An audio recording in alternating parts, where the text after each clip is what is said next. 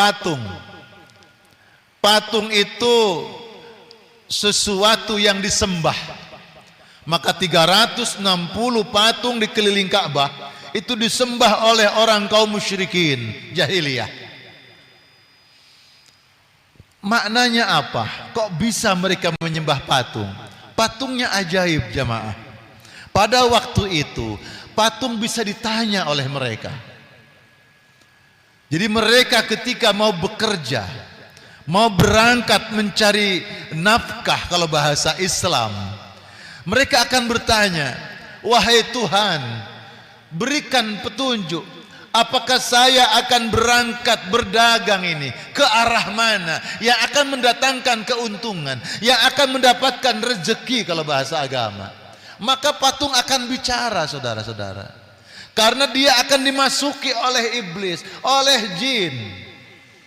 Karena mereka mempercayai itu.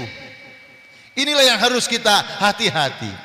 Seseorang itu kalau mempercayai sesuatu, maka akan disukai oleh jin untuk hinggap di situ. Itu hati-hati. Nah, patung, sampai Nabi Ibrahim itu adalah nabi yang menghancurkan patung-patung. Nabi Ibrahim adalah nabi yang menghancurkan patung-patung. Padahal ayah Nabi Ibrahim yang bernama Azar itu pembuat patung. Di dalam Al-Quran surat Al-Anbiya ayat yang ke-52, Allah Subhanahu wa ta'ala menyampaikan firman-Nya ketika Nabi Ibrahim berkata, إذ قال لأبيه وقومه ما هذه التماثيل التي أنتم لها عاكفون. Nabi Ibrahim berkata kepada ayahnya dan berkata kepada kaumnya, patung-patung apa ini yang kamu tekun beribadah kepadanya? Jadi Nabi Ibrahim berkata kepada ayahnya dan kepada kaumnya, wahai ayah, mengapa ayah menyembah patung yang ayah buat sendiri? Hai kaumku, mengapa kalian menyembah patung-patung itu padahal dia dibuat oleh ayahku sendiri yang tidak memberi manfaat apapun kepada kalian? Itu hadirin yang dimuliakan Allah. Maka Nabi Ibrahim, nabi yang menghancurkan patung-patung padahal ayahnya sendiri pembuat patung. Maknanya apa tentang patung? Patung itu simbolisasi dalam kehidupan sekarang sesuatu yang dianggap lebih penting dari Allah. Itu patung. Patung di zaman musyrikin jahiliyah dia disembah, dia diikuti, dia diturut, dia ditaat. Jangan berangkat ke sekarang karena bagimu hari ini akan terjadi bencana, karena hari ini engkau akan mengalami musibah, nanti besok saja berangkatnya. Patung memberikan petunjuk dengan suaranya. Mereka ikut itu, jadi memperturutkan apa yang dikatakan oleh patung itu. Zaman sekarang yang disebut dengan patung apa? Patung adalah sesuatu yang dianggap lebih penting daripada Allah. Kalau sudah seneng ngumpul ambil konco-konco, lali ada panggilan ajan, diserobot, tidak diperhatikan. Hati-hati. Sesuatu yang dianggap lebih penting. Sampai dikatakan di dalam surat Al-Jasiyah ayat 23. Apa ra'aita man ittakhadha ilahahu hawahu? Masya Allah. Maka pernahkah kamu melihat, engkau perhatikan bahwa ada orang menjadikan hawa nafsu sebagai Tuhannya? Kalau sudah hobi, lupa semuanya, kecuali hobinya itu. Masya Allah. Sebelum subuh sudah ke pasar, beli pakan burung, beli pakan ikan, pulang sudah lewat subuh, tidak sholat subuh. Masya Allah. Itu orang yang memperturutkan hawa nafsu. Itu sifat-sifat patung.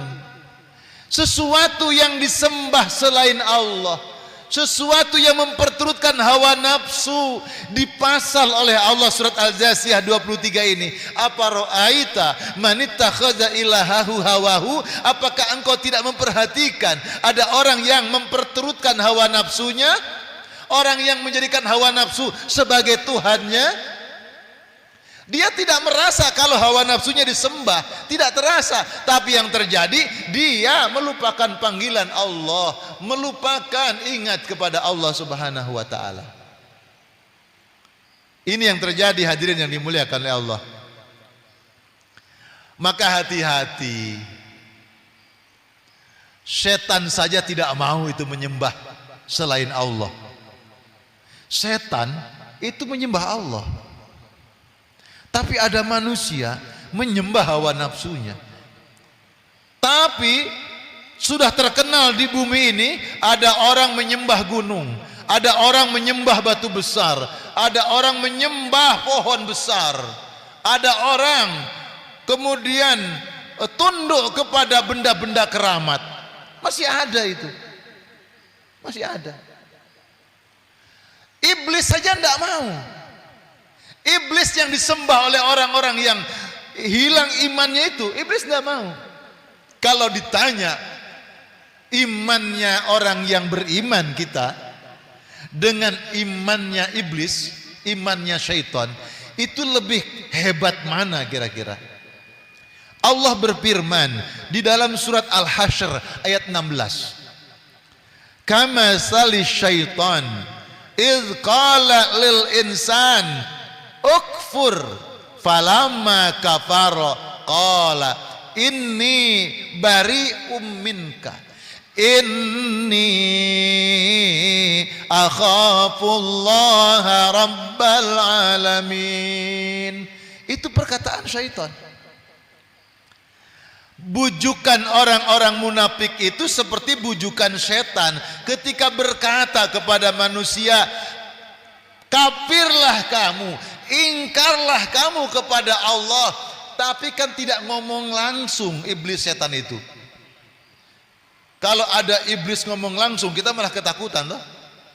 Ibu bangun, bapak bangun, mau ambil wudhu, tahu-tahu ada suara, jangan ke kamar mandi, jangan ambil wudhu. Wah, kita malah tidak akan ngikut dia.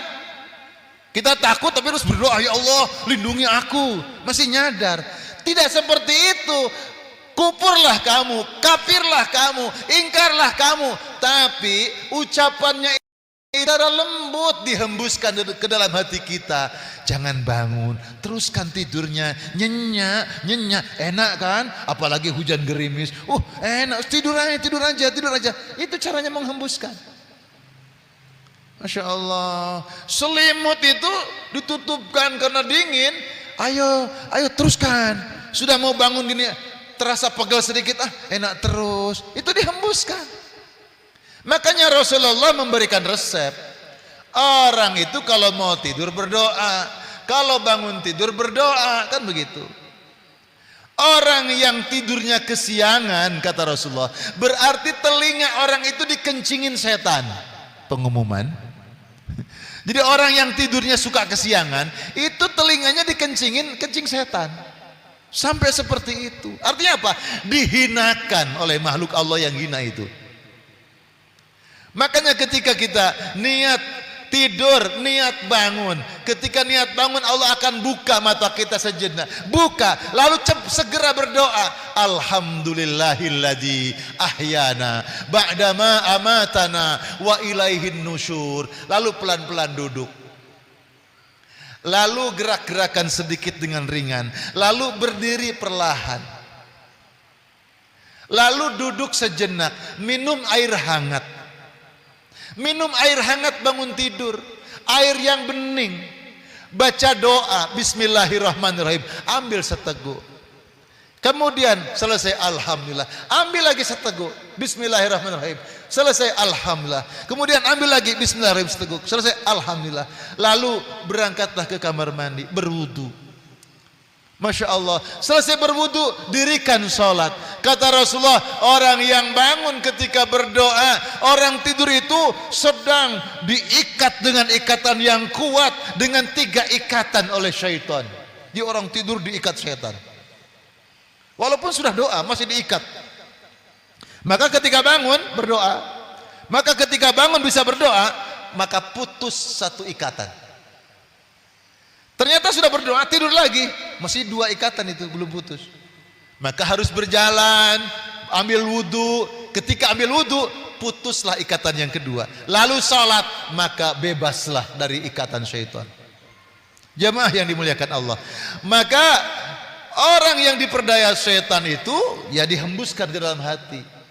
Untuk melakukan taat jadi malas, terhalang melakukan amal soleh, dimasukkan bujuk-bujukan itu. Tetapi manusia jadi percaya, menganggap ini lebih baik.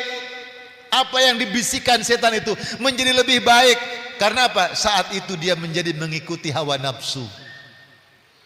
Lalu ketika manusia terbujuk, ketika manusia kesiangan, kamu kesiangan, kamu saya tipu kamu.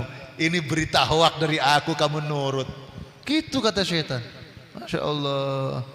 Inni bari'um minka.